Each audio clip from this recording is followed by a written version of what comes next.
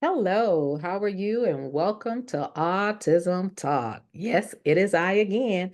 I'm on a roll. I wanted to continue with the video that I did previously, preparing your student for college. Those with autism are on the spectrum. Okay. So I wanted to continue. I think initially in my first video, I shared some preparation tips on, setting a goal, creating that plan, a roadmap to why they're attending college and what the goal is at attending the college, what courses they're trying, what knowledge they're trying to get. Also, them having a 504 plan, considering what college they want to attend, also getting them prepared with independent study and being self-advocates. All right. And I think I mentioned a little bit about the Office of Students with Disabilities or the Department of People with Disabilities. Make sure you find out if any of the schools that your child is or your person is interested in that they do have provide supports for students with disabilities. Okay. The next thing I want to do is like some college support, some supports that's actually on college. The first one was preparing them for to get there. And this one is as you're there on the campus and you're getting college support, make sure you connect with the Office for Students with Disabilities. As I was mentioning before, this office can help students find support services. I mean, whatever they may need supports in. And so this particular office will help them with that, whether it's note taking, writing, math, tutoring, computers they need a computer if they're having difficulty or challenges with housing, food, the things happen and uh, they don't have anything, they lost everything or something, they can reach out to that disability office. Okay, so make sure you know who that is and where it is, and you must apply for that particular program. So make sure you ask them what are their deadline dates and when do they open up the application and when is the deadline. So make sure that they are part of that. More than likely, you will have to supply an IEP or 504 plan from their high school if they're coming straight out of high school. If not, if they're not coming straight out of high school into college, just go in and mention to them. You can bring, even if you've had an IEP or 504 plan years before, you may bring that to them also, but they'll tell you exactly what they need. Okay. Also, make sure that you connect with the professors, his instructors, his teachers. Have the student connect with the professors. Attending the office hours can help students get extra help with some of their coursework. So connect with the teachers. Go and speak with them at before and after class. Go to their office hours. Every professor has office hours. Reach out to them and let them know what they're challenged with, what they even like, not just any difficulties, that kind of thing. So sharing their strengths, their weaknesses, but getting to know their professors. Okay.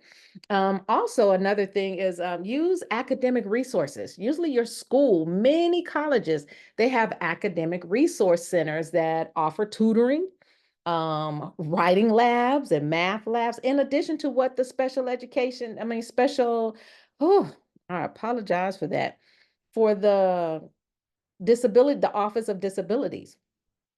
So they may have additional supports for them. So make sure you check the academic resources also. Um, Join any study groups, keep them social with a group. It doesn't have to be a large group, can be a small group.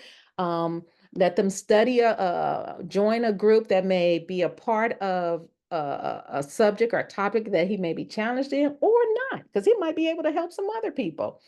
So that's ideal, joining study groups. And study groups, they can help students prepare for exams. Yes, help them with their studies. And also in that, it also helps with socialization and being a self-advocate. It'll support all of that. Also, check in with advisors. Many campuses or colleges, higher learning, they have advisors for you, specifically for you, whether it's alphabetically in a certain topic or major, but you have an advisor. Check in with your advisor as often as possible. Advisors can help students plan their course of study. Instead of you out there just picking and choosing what you want, they can help you. And if they know you as an individual, they can tell you which professor matches up with you or your personality or your learning style. So make sure you reach out to your advisors, get to know your advisors, let them get to know you. Also with your professors, get to know your professors, go visit them during their office hours, before and after class, letting them know whether you're having challenges or not. All right, so that's a way of having some support through college, in addition to what you as the parent or guardian are going to do on the outside. Okay, but there are supports there on the campus, and make sure whatever school you decide, make sure that school have supports for the student. All right. Some other considerations would be students may need extra time to transition to new tools and routines, because it's not going to be the same routine it was last year because it's their first year in college. All right. So, and then they're getting a lot more freedoms than they were if they were in high school going off to college, because everything was scheduled. You had a bell telling them when to go to the next class, and they're not going to have that. So creating a schedule and teaching them how to stick to that schedule, making sure it's routine and things like that. So those are some other considerations to think about or consider. Students may need to help with job readiness, resumes, and interviewing. Make sure whatever school that you choose that they provide those supports also. Yes, yes, yes. You're paying for that person to go to school and get a higher learning or get higher education. Make sure they support, that person with job readiness. Absolutely. Help them with their resumes, help them with interviewing, all those things, being able to read the social cues and, different things. So make sure they're able to support that student. Don't just pick a school because the kid said, oh, that's my favorite school because they got a good football team. Doesn't mean that school academically can support that student on that campus. All right. Man, also, as I mentioned before, you have all kinds of colleges and institutions out there, and there are large ones, small ones, medium ones, but make sure whichever one that you choose, it does provide the supports that's needed for your student. Okay. Thank you so very much. And that was some additional information I want to share with you on preparing your child for attending college, if that's what they plan to do. Do not force anyone to go to school if that's not what they want to do. They will not do well. They will not succeed. Okay.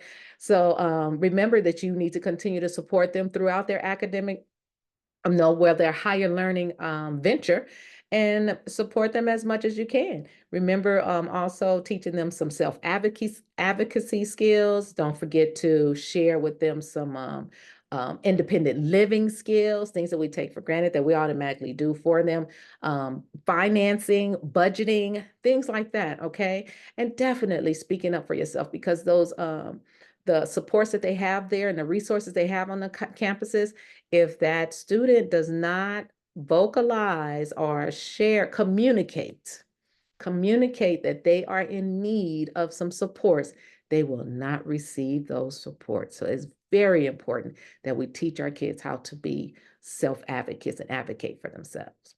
Okay, thank you once again. Have a great day. And once again, if there's something I haven't covered that you need me to cover, please go to my webpage and you can email me, or you can give me a comment down below in the comments, and I will respond to your comments, and may even make a video about it, but do know I will respond to you quickly.